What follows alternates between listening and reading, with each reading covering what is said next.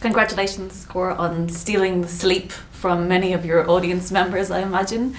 When you approach a movie like this, is there a different directorial approach you take, comparing it to Pirates of the Caribbean or Rango?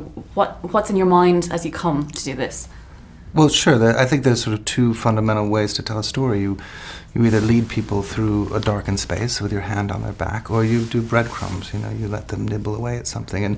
And this genre is different. I think when you're telling a story like Pirates of the Caribbean or Rango, you have them firmly in your hands, and that can be very satisfying. But in this genre, if you can get them sort of nibbling in the maze a little bit, you can prey upon the kind of motivation to discover, and you can use more enigmatic devices. And I think as you're kind of squinting and kind of finding your way through something, the little door in your forehead opens up, and we can kind of get in there. You are watching Lockhart, who was a patient being processed at this place, but really you're the patient, right? I mean, you're in the darkened room, and we're conducting experiments on you. I absolutely felt that way. When you speak about breadcrumbs, it isn't, something that every 2 to 3 minutes people are being frightened by something popping up. It's almost like terror in the mind of the audience. Is there a way that you can kind of guide that terror ever so gently?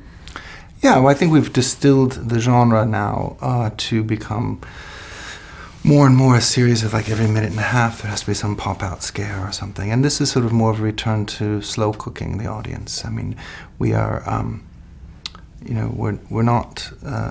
we're less interested in those sort of devices, and more interested in kind of what's the net effect of this journey. So I'd like to think that maybe, a few days after you've seen the movie, there's something that we're relating to some sort of contemporary fear that so the curtain closes and you're not quite done, There's still that feeling of unease a few days afterwards. Yeah, and I think we live in this kind of increasingly irrational world, and I think people sense something's not wrong, what is wellness, and the idea of taking a sort of health spa or a wellness center, someplace that's so tranquil, and corrupting it, that's really delicious. And what are the movies that have kept you awake at night? I can see a motif of 70s strong classics there. What are the ones that kept you from sleep? There was a film by Roman Polanski called The Tenant, which I always loved, and it completely destroyed me. But Don't Look Now, The Servant by Joseph Losey. All of those movies have a kind of real sense of something inevitable is accruing, and it's in every frame, and it's in the kind of the invisible voice of the storyteller. It's not, the protagonist may not even be aware of it, but something is happening. And you've gathered a stellar cast around you. Were there any performances in particular that drew you to cast these actors? Well, each one is very specific. Dane, I really have enjoyed him for a while now, watching him, and there's something, we knew we were developing, Justin Haith and I, who worked on the screenplay, we were developing a character who is not immediately likable. I mean, he's a stockbroker who's willing to sort of lie and cheat and deceive to get ahead, and it's very important to have an actor like Dane who you can't stop watching, even at that stage, even though you're jumping right in at a place where this is pretty overtly not the type of person we typically identify with. And then slowly, as his confidence erodes and he has doubts, I think he becomes more empathetic. But so there's a very specific choice there. Jason Isaacs, completely different reasons. We needed somebody who could really. You're coming to this place. It's like having a cult leader, right? There's somebody who is reassuring, somebody who is can put their hand on your knee and ask you, was the last time you slept through the night, and are you feeling well? And I think there's a real cost to healing these people.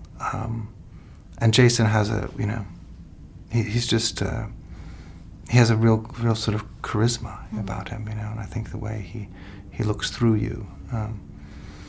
Celia Emery, it's just amazing. Always wanted to work with Celia, and she gets to play Mrs. Watkins, who is kind of